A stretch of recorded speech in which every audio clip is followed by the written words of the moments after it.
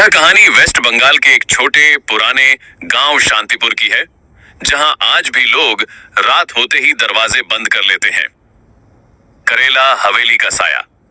Waste Bengal के नदिया जिले में एक पुरानी टूटी फूटी हवेली थी, जिसे लोग करेला हवेली कहते थे।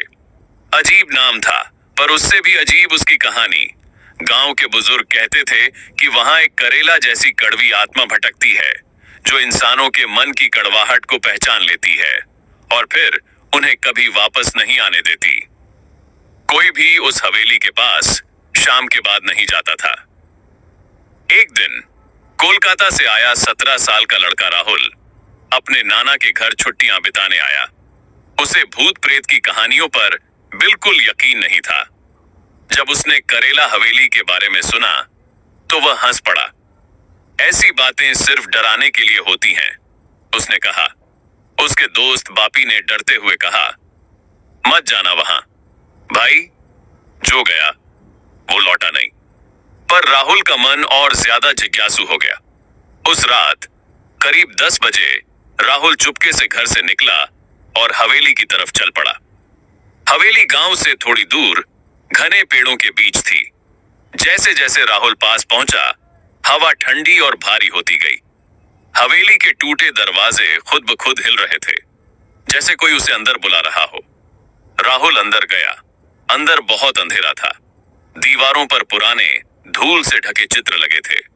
एक तस्वीर में एक औरत थी, चेहरा गुस्से से भरा हुआ और उसकी आंखें अजीब तरह से चमक रही थीं। अचानक राहुल को पीछे से फुसफुसाहट सुनाई दी। तुम आ गए। राहुल ने मुड़कर देखा, पर वहां कोई नहीं था। वह आगे बढ़ा। एक कमरे में उसे एक पुराना आईना दिखा। जैसे ही उसने उसमें देखा, उसका चेहरा बदलने लगा।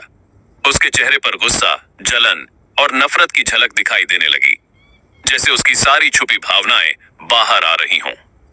राहुल डर गया और पीछे हट गया।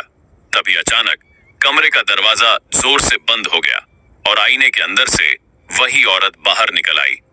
उसका चेहरा अब और भी डरावना था, पर उसमें सबसे ज्यादा डरावनी चीज थी उसकी मुस्कान। एक ठंडी, कड़वी मुस्कान। वह औरत बोली, मैं कड़वाहट की रानी हूं, जो अपने दिल में जहर रखते हैं। मैं उन्हें अपने साथ ले जाती हूं। राहुल कांपने लगा। मैंने क्या किया है? उसने डरते हुए पूछा। औरत हंसी। तुम्हें याद नहीं, लेकिन तुम्हारे दिल में गुस्सा है, ईर्ष्या है। तुम खुद से भी खुश नहीं हो। अचानक राहुल को अपने पुराने झगड़े याद आने लगे। दोस्तों से, परिवार से, छोटी छोटी बातें जिनमें उसने मन में गुस्सा दबा रखा था।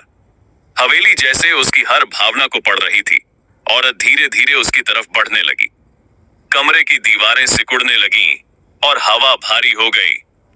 राहुल ने भागने की कोशिश की, पर उसके पैर जैसे जमीन में धंस गए थे।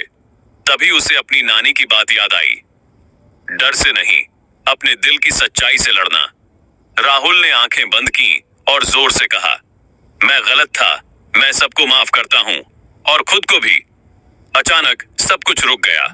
हवा शांत हो गई। औरत की मुस्कान गायब हो गई। वह कुछ पल तक राहुल को देखती रही, फिर धीरे धीरे धुएं में बदलकर गायब हो गई। दरवाजा अपने आप खुल गया।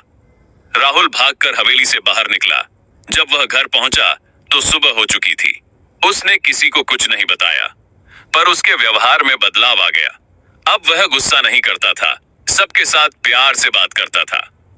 गांव के लोग कहते हैं, करेला हवेली की आत्मा आज भी वही है, पर वह सिर्फ उन्हें पकड़ती है जो अपने दिल में कड़वाहट लेकर चलते हैं। और आज भी अगर कोई रात में उस हवेली के पास जाए तो उसे एक हल्की सी फुसफुसाहट सुनाई देती है।